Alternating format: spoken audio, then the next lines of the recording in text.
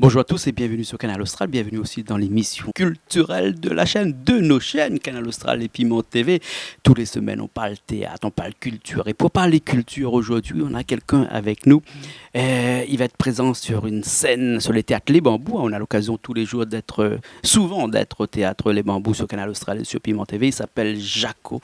Je ne sais pas si c'est son nom de scène ou son vrai nom, je vais lui demander. Bonjour, monsieur Jaco. Bonjour, Jaco Marron, c'est mon nom de scène. Jaco Marron, hein? Ouais. Liena, Gaïa dit Monsieur Jaco. T'es longtemps quand t'es petit dit ça. Jaco, c'est les culturels, ça, les ancrés dans la mémoire bonne créole, ça. Ouais, bonne malbar avant tout, mais bon. Toute la Réunion. Toute la Réunion, les traits culturels. Non, c'est Jaco Nonsen. Oui, Pourquoi? c'est un nom mal à choisir. Parce que tous les gars t'appellent Azote MC Mike, Ouais. MC Nafea, il y a de bons noms américains.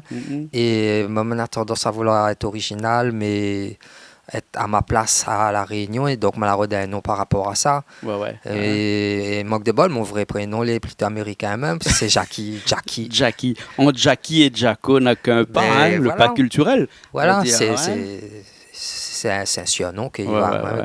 Jackie Marron.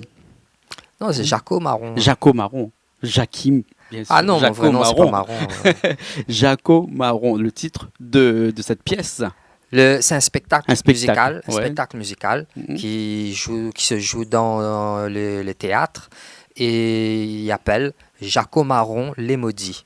Alors, les maudits, il faut attention, c'est un jeu de mots. Hein? Oui, c'est un jeu de mots parce que les mots M-O-T et plus loin dit. Voilà. Hein? Faut pas confondre. Hein? Oui, ça parle des mots. Ça parle des mots. Et dans l'intrigue, parce que chez nous aussi, il y a une intrigue, hein, vous croyez, hein, dans l'intrigue, il dit comme ça que Jaco ou joue avec les mots, Ouais. mais les mots aussi jouent de haut. C'est quoi ça, ces histoires-là? Oui,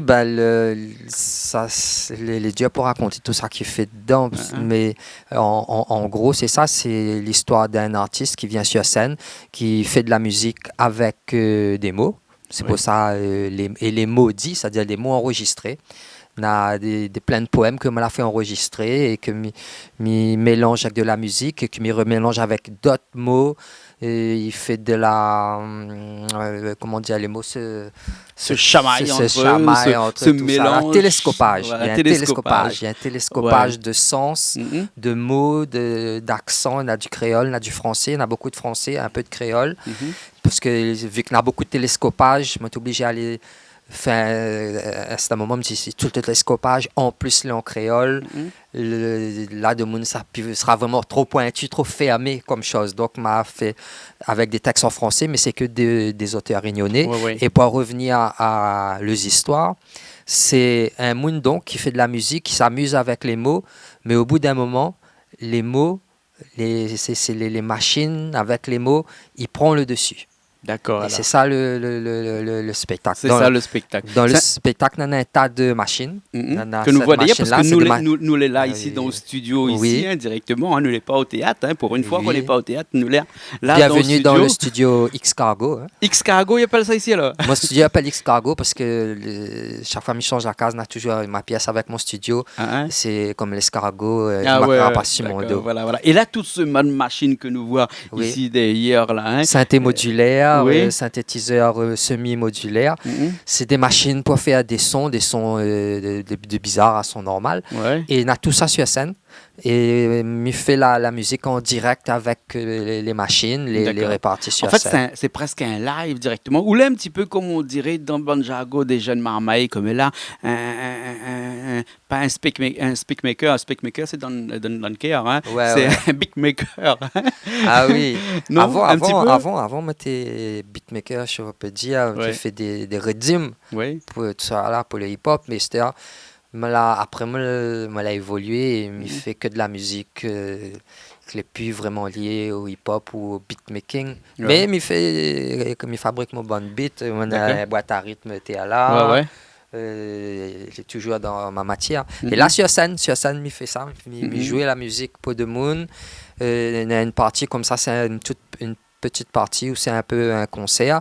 Et après, il rentre dans les histoires, et puis même toute la manière de poser. C'est pour ça qu'il fait d'un théâtre, il permet à moi d'aller plus loin qu'un simple concert dans ce spectacle-là. Mais est-ce que tous les mots que vous utilisez et que vous mélangez avec une bonne musique là, comme on a dit tout à l'heure, elle est issue des textes de Régnonais, de poètes régnonais ici. Est-ce qu'on peut dire que ou de musique là, c'est aussi un petit peu un fond de cœur, on dirait, c'est une poésie créole?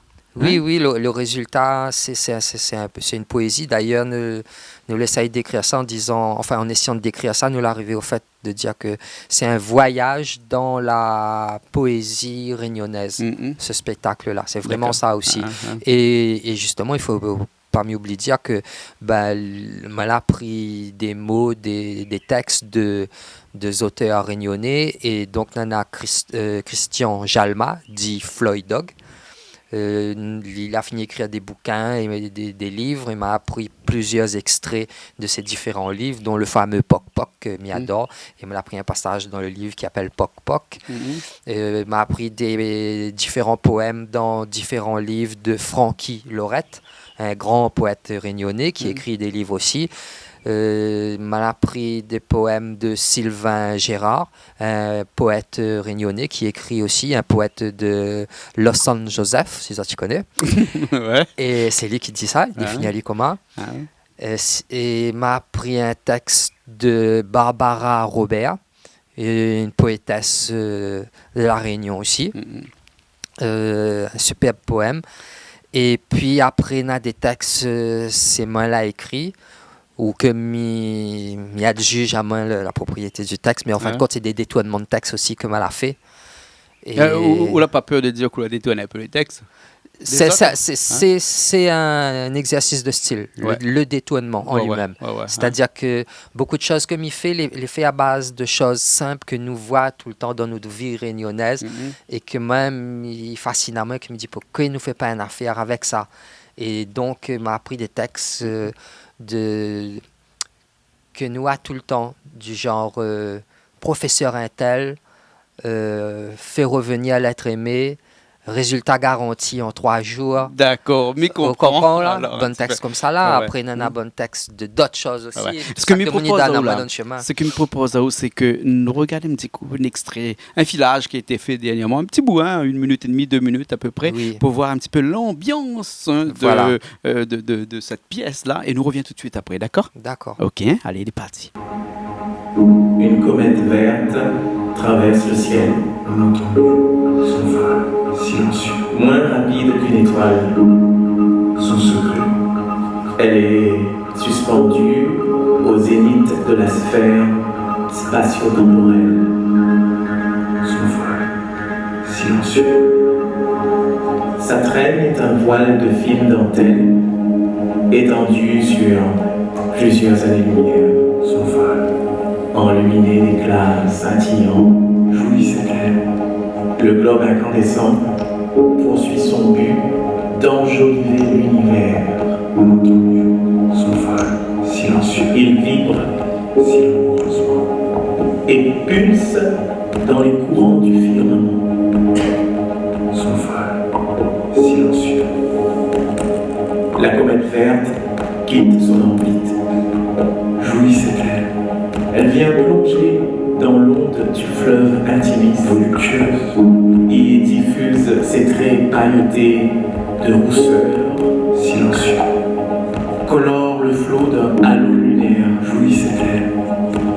Sur les rives, éclaircies par l'éclipse de nuit, rôdent les silhouettes des avatars. Nous et nous. Il frise l'aspect vivant des totems tribaux.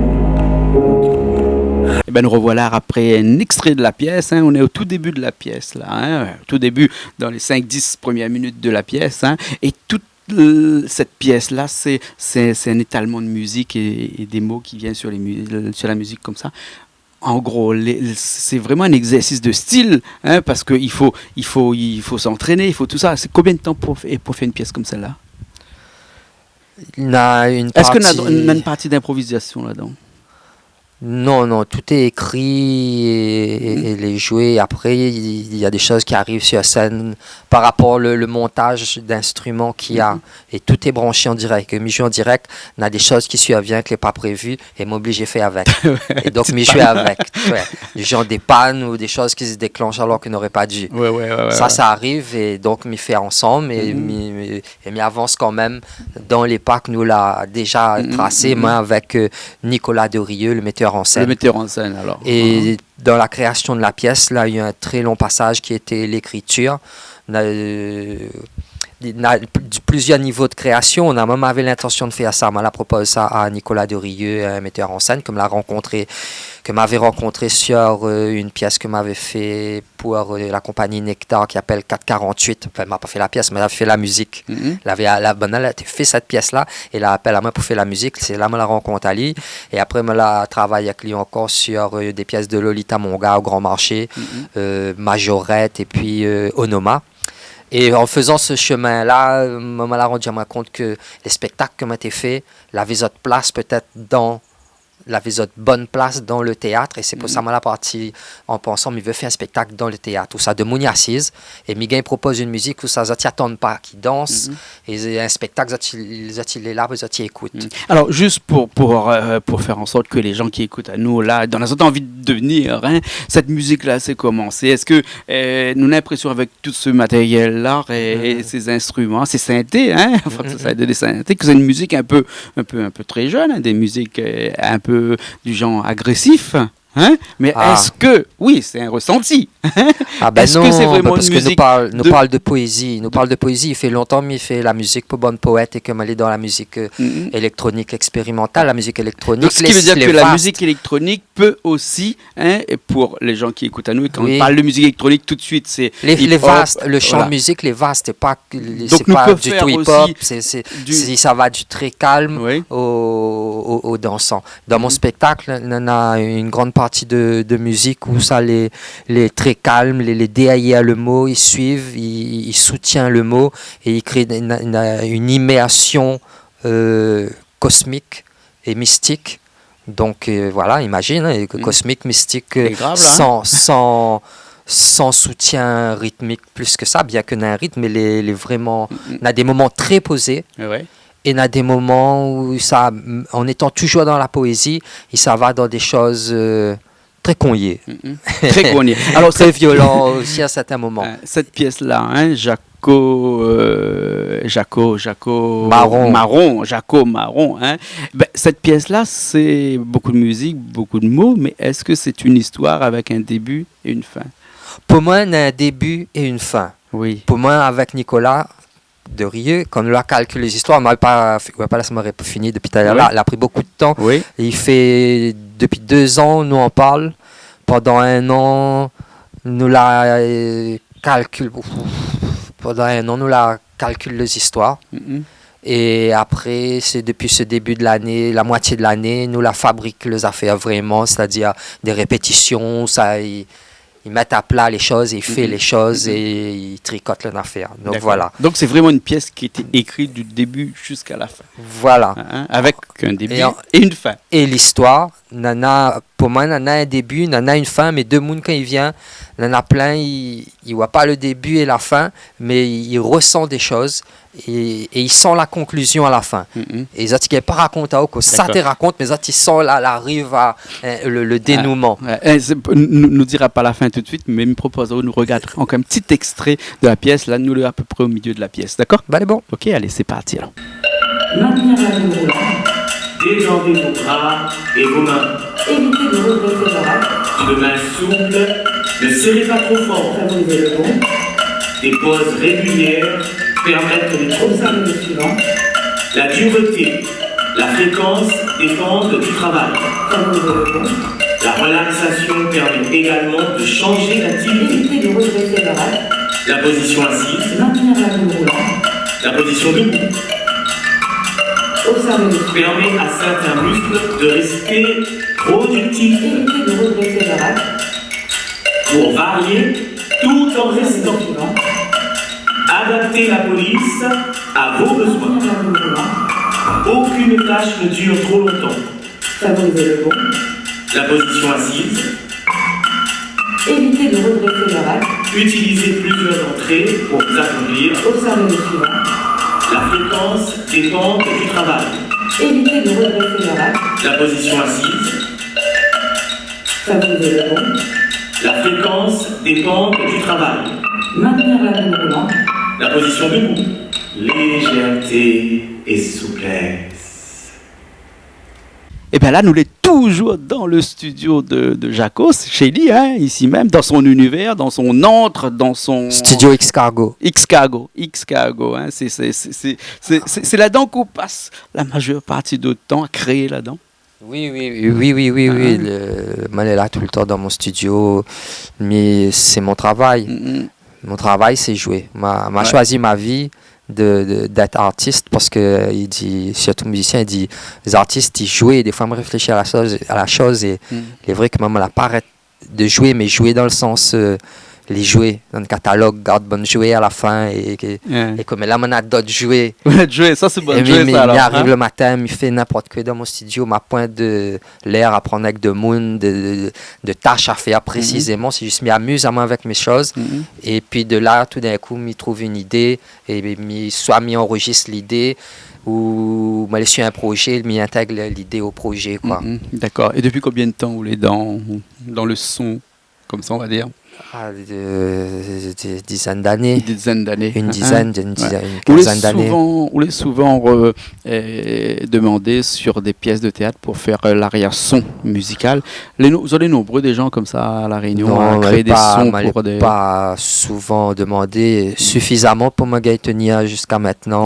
Oui. Mais la première alterne, c'est pas la seule chose que me fait le théâtre. Quand me fait la musique pour le théâtre, c'est des gros projet, mais il travaille pour plein d'autres choses différentes, tout ça qui présente, tout ce qui se présente où ça mène à ma place. C'est-à-dire que moi, en fin de compte, ma spécialité, c'est faire des ambiances sonores pour des événements appropriés à mon style. D'accord. Donc, il fait des ambiances sonores aussi pour des installations plastiques, c'est-à-dire pour des artistes qui font des expositions. Souvent, m'a fait de la musique pour des expositions. Donc là, c'est autre chose carrément qui est très intéressant pour moi. C'est parce que là, dans ces choses-là, il doit faire des musiques où ça de Mouni arrive. Il peut arriver au milieu comme au début du morceau. Donc le morceau ne doit pas avoir de début ni de milieu et le morceau ne doit pas gave de moon. Il doit être juste là. C'est presque une ambiance. Un morceau intemporel, mais intemporel, oui. C'est comme l'ana, le vent, m'imagine ça comme ça, quoi. C'est une ambiance sonore. Souvent, c'est ça que m'y fait. Et après de ça, m'a fait la musique pour les théâtres ou bien pour les ronds fonds de cœur à Saint-Denis, bonne fonds de cœur, quand ils rencontrent Azote. Il appelle ça l'entourage pintade. Oui. Souvent, on l'invite à moi pour faire le son derrière. Et après, m'a fait aussi la musique pour de la publicité. M'a fait de la musique. Pour des films aussi, des fois. Films, non, on aurait bien aimé. Mais m'a fait pour des événements quand on avait l'inauguration de la route des Tamarins. Mais du côté des entreprises, pour l'entreprise qui avait fait ça. Pour le pont, le grand pont droite, comme un bâton sorbet, là. On avait fait venir des lumières et tout avec un metteur en scène, on m'avait fait la musique pour ça. Des événements comme ça. On peut faire des musiques pour, par exemple, un feu d'artifice, par exemple. Oui, éventuellement. Oui, m'a fait pour je sais plus, pour le département, pour le... Quand Banal avait, comment dire ça, c'était pour pas la bibliothèque, les archives départementales. Il y avait une inauguration avec des nouvelles images, des nouvelles archives et tout ça. Banal avait fait appel à moi pour faire la musique. Ok, alors. Ok, Jaco, nous arrive au terme de cette émission parce que si aucun doit causer de la musique là, à jusqu'à demain matin, nous encore là. La musique est sans fin. Oui, les sans fin. La musique est sans fin. Les sans fin. Écoute, ce que nous retient, donc, c'est que bientôt, on est au théâtre des Bambous. Ça va être le 1er décembre. Le 1er et le 12 décembre. Et le 12 décembre. Et le 12 décembre, nous jouons à 17h. Le 1er décembre, nous jouons à 20h, c'est-à-dire mardi, là. Et le 12 décembre, nous jouons à 17h. Et après, à 22h30, je crois. Moi, je vais D'accord. suivre, regarder le programme. Ouais, on aura le programme sera mais affiché à dessous. 22h30, je fait un autre spectacle, je fait DJ, c'est-à-dire ça c'est un autre projet, il appelle DJ Tibius, où ça m'y vient et m'y jouer que des remixes Sega Maloya. Ah bon. Et oui, c'est le pour décrire où ça c'est remix dangereux. D'accord. En tout cas, merci bien. Hein, Voilà. Fais-nous plaisir de Ben, merci connaître à un vous. petit peu tout univers. Hein, univers musical et puis après univers théâtral. Enfin, tout ça très large. Hein. Merci beaucoup. Ben, j'en Nous prie. étions avec Jaco et Jaco sera bien entendu le 1er et le 12 décembre au Théâtre Les Bambous. De toute façon, un seul numéro de téléphone, il affiche dessous, moi pas en tête là, mais il affiche dessous. Alors là, tu connais, il y en a un mail aussi qui affiche dessous. Et si tu veux aller, réserve les places tout de suite, hein, parce que je connais le Théâtre Les Bambous là-bas. Et on a pas beaucoup de places, hein, 140 places seulement, donc il faut réserver dès maintenant. Hein. Nous retrouve Nous retrouve. nous retrouvons la prochaine fois sur Canal Austral et Piment TV.